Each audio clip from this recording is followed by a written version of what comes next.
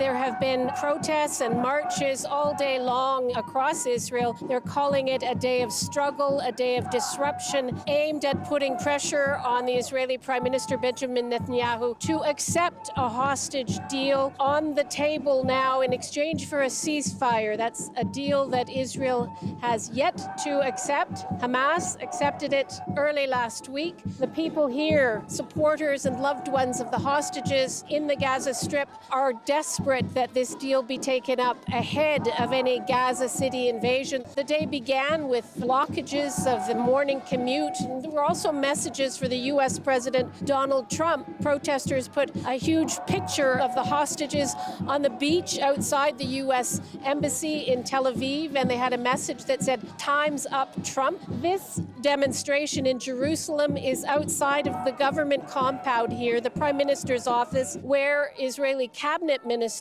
are thought to be meeting to discuss that Gaza City ground invasion. There are differences reported in the Israeli media between the Israeli Prime Minister, Benjamin Netanyahu, and the chief of the Israeli Defense Forces, who has apparently urged the cabinet to accept the hostage deal on the table, which is essentially a staged release. It would be a 60-day ceasefire in exchange for the release at the beginning of half the hostages, the 20 believed alive, and then a discussion to work towards the end of the war. But we're told that this cabinet meeting is going to be a short one because some of the ministers have a meeting to go to with settlers who are advocating for more settlement expansions in the occupied territories in the West Bank.